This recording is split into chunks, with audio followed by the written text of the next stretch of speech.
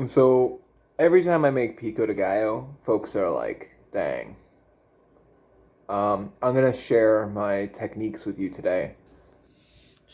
So to make my pico de gallo, you need tomatoes, limes, jalapenos, garlic, and cilantro. I'm using parsley because I was out of cilantro.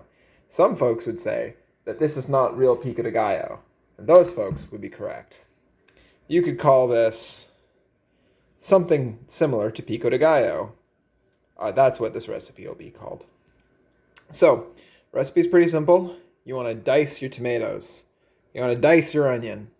You want to dice your jalapenos and your garlic and your cilantro. That's pretend it's cilantro. If you just pretend it's cilantro, you'll be fine. We're going to mix them up. But we're going to do stuff to almost every ingredient individually, which is going to make the pico de gallo better. That's the secret. All right, let's get at it. With the Roma tomato, I cut out the core, and then I like to cut it top down, like this way, because it makes it easier to get the seeds out. Now, I only get the seeds out if I'm flexing. If I was making this for just me and Josie, I wouldn't get the seeds out. But because I'm having people over, I will. So you see there's like seeds in there. I'm dumping them into a bowl. And then you get pieces like this. You can see all the seeds in there, and you just scoop them out with your finger. Yeah, don't do this if you don't want to. You don't have to do a good job. And then you just dice it up into little squares.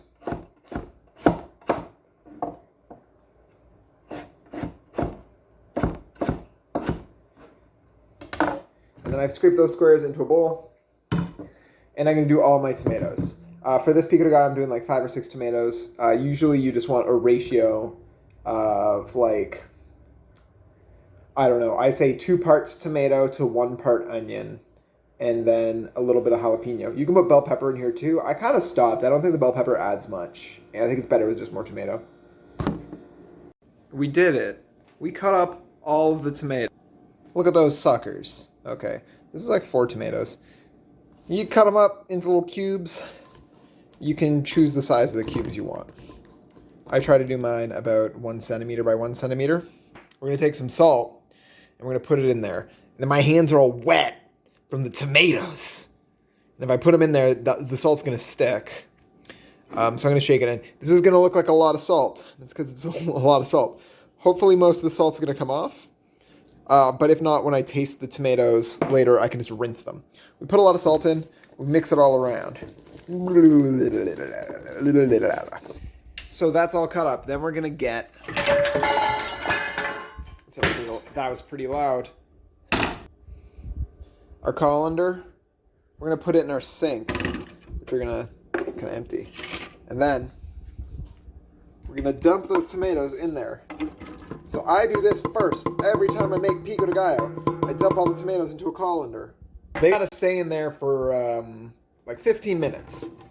It takes me a little longer than 15 minutes to do the rest of the stuff. So I might as well do them first. And what's happening is the salt's going to pull the extra water out of the tomatoes. And that water's going to fall out. The tomatoes are going to become more flavorful and less watery, which means our pico de gallo is not going to be very watery later. To show you how effective this is, I got an empty bowl and a colander full of tomatoes. I'm going to put it in there. It'll catch all that juice. You'll see. You'll see just how much juice these tomatoes hold. I mean, look at that cutting board. It's drenched. And they're not very good tomatoes, so the juice isn't like good juice that you want. It's just like water. I mean, actually, that tastes incredible. Holy shit. Woo! I think I got some salt on that board. Holy smokes, that's a delicious cutting. This is now a recipe for this cutting board.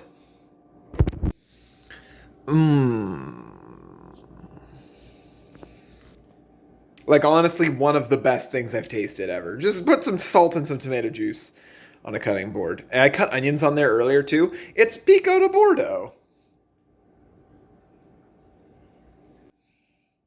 Okay, so the next thing I'm going to do is I'm going to turn on my kettle. And then I'm going to dice onions. And the reason I'm turning on the kettle is because once I've diced an onion, I'd probably do half of one of these humongous red onions. And then I'll probably do the whole thing. I'm going to dice that whole red onion. That was about 6 Roma tomatoes and 1 whole onion. And I'm going to pour the boiling water onto the onion and let it kind of steep. And that's going to pull out some of the evil tastes from the onions. The like sulfur and I don't know, it's going to make them sweeter, and it'll let us put more onions in our pico de gallo. And the reason we want more onions in our pico de gallo is because onions have a good crunchy texture.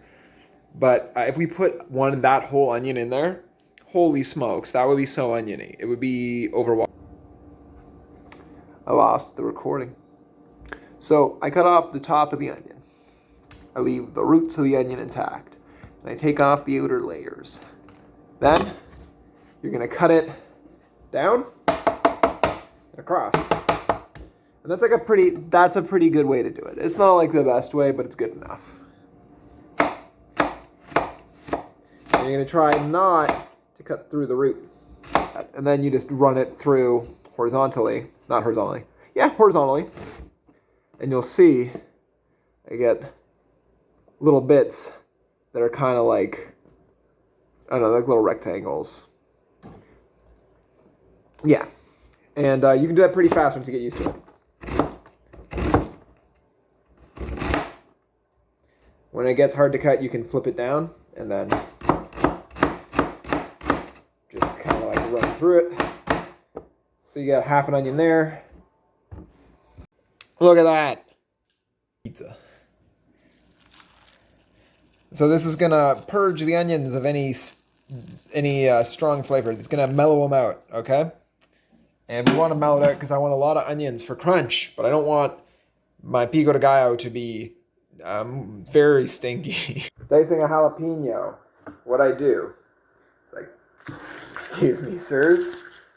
Dicing a jalapeno. Here's what I do. I cut off this bit here because I want to eat that. I put that in my bag for soup. And then you can see the white bits. We don't like the white bits. So what we're going to do is we're going to cut it. But when we cut it, we're going to cut it kind of like around the white bits. See? And we dodge the white bits. They don't go in the salsa. To help you cut it, you can take the tip off them. And then he's got a little flat spot. You should be able to stand tall. And then we can kind of... So if you're very sensitive to heat, make sure you wash your hands after you do this. Very well. If you're not sure, if your fingers are no longer hot enough to hurt you, you can touch your eyeball, and if it hurts really bad, then you know that the jalapeno stuff is still on your fingers. Jalapenos, and they're like naked, nice planks. Look at that guy. So then we're going to run the knife through them vertically.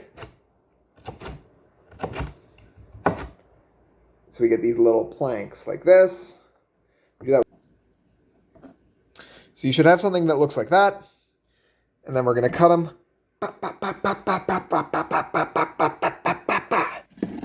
So I've got my diced jalapenos in a bowl now.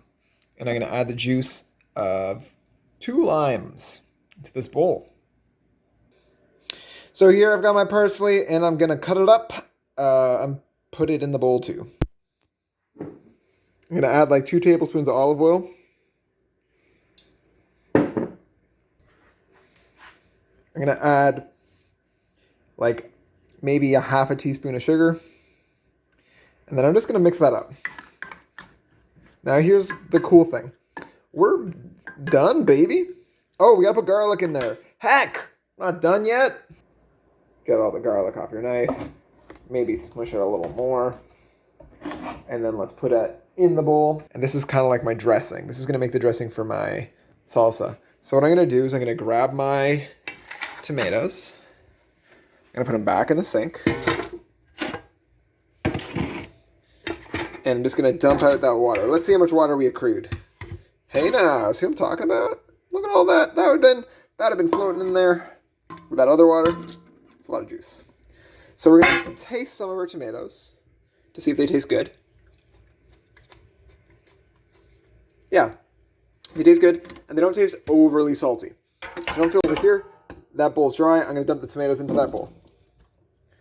Then I'm going to take those tomatoes and put them aside. I don't know how much I lost, but I put everything in a bowl. So that's my onions that I boiled and I drained, my tomatoes that I salted, and then let sit, and then you know, my herb, lemon or lime, garlic, and stuff mix.